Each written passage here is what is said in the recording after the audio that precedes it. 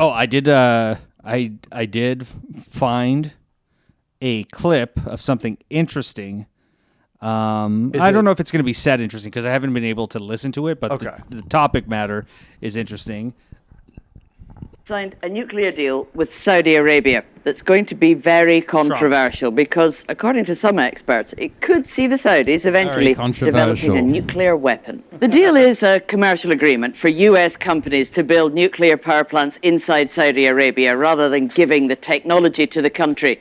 But it could lead to the Saudis being able to develop their own fuel for nuclear reactors. A deal like this has been talked about for years, but it was always believed it would be in return for Saudi Arabia diplomatically recognizing the state of Israel. President Trump seems to have dropped that condition, and according to US news reports, he may allow Saudi Arabia to enrich uranium on their own soil without strict international inspections. A similar deal was agreed with the United Arab Emirates back in 2009, but it was much more restrictive with a really tight inspection regime and a ban on enriching uranium on their own soil. This deal is so... Is her accent annoying to you, Lewis? Yeah. It is. What is that? Yeah. What is that? What is her accent? It's just like the kind of like matronly British... That's British? Yeah. I thought that would have been like Welsh or Scottish or something. That feels like AI to me. I don't think that's a real lady. No, I was watching the video. She was that's really like that's like a BBC reporter type British. I think the problem becomes when you read from a teleprompter, you get teleprompter cadence, and you tend to but it's that kind of like that middle-aged lady kind of runs every institution in England. It's like a very like all the teachers, all the social work, your museums, wonderful museums. Yeah. But yeah, Saudi Arabia. Well, so what? First thing that says to me, put the nuclear stuff aside.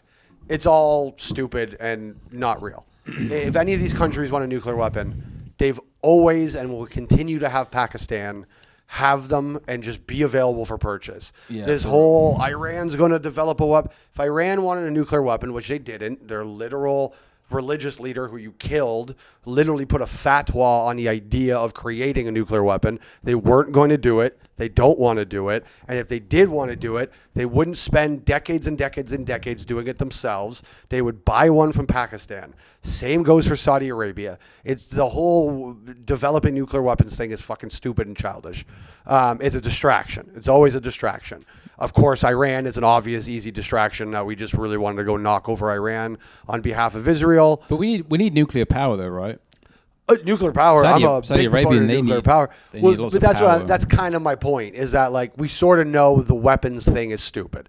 Like if the whole intention is we wanted to cause damage to a country with a nuclear weapon, they would literally fucking Doc Brown bought the nuclear materials off the Libyans in like the Midwest of America in 1988 to create time travel. So like I'm sure Saudi Arabia could do it if Doc Brown can do it. But if they get an American company to do it, that's like surely trillions of dollars.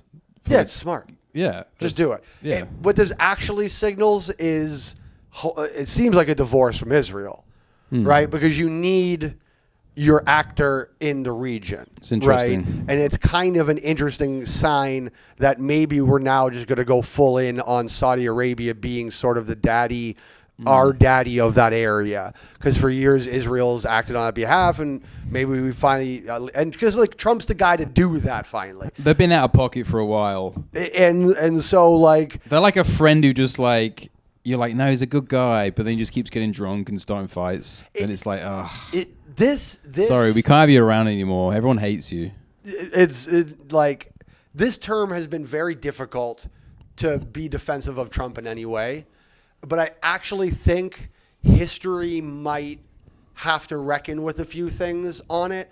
Now, obviously not just this term, but if one of the goals of Donald Trump, if you were to look at the beginning of Trump and maybe looked at some positives from the beginning of all of this, from his first term to whatever. One of the things I think that we probably all could have universally got behind was taking some power away from China, right?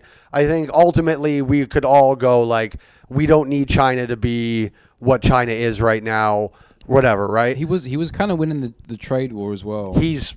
So here's the thing, right? first term. China. So let me walk this back 2 steps, and then we're going to get to China.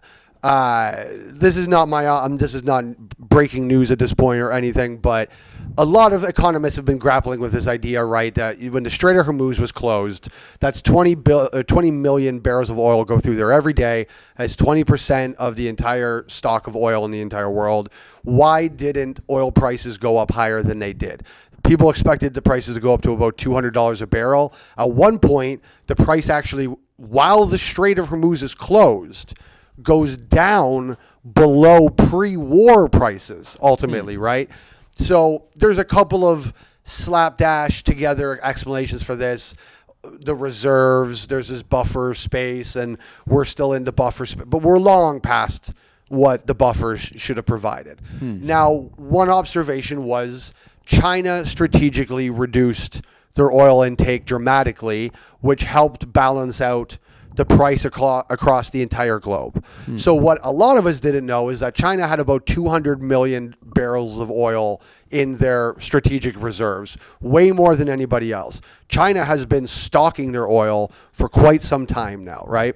Which could seem very intelligent on the surface. You go, oh, okay, they were prepared for something like this to happen. They don't, what if everyone else runs out of oil and we want to cause in that moment a conflict with Taiwan, and then now we're the only people who have oil, makes it very difficult to stop us from this conflict with Taiwan. It could appear on the surface to be very strategic. And that's kind of what people had assumed for a few weeks coming out of the situation. Then, in this period of time where the price drops again, the natural inclination would go, China would resume buying oil back to regular levels, right? So China's buying about 5 million barrels a day right now, when I think they had been closer to like 17 million barrels or something like that previously. So everyone now looks at it and goes, wait, why aren't they buying again? Why drain your strategic reserve? And then if that was the whole idea, wouldn't you want to, now that it's cheaper again, buy it back up so that you have it again? But they didn't. Now, I think there's 2 things going on here. One, China knew enough to know they needed to help the global oil market, because of the global oil market, and you're the largest manufacturing country in the world.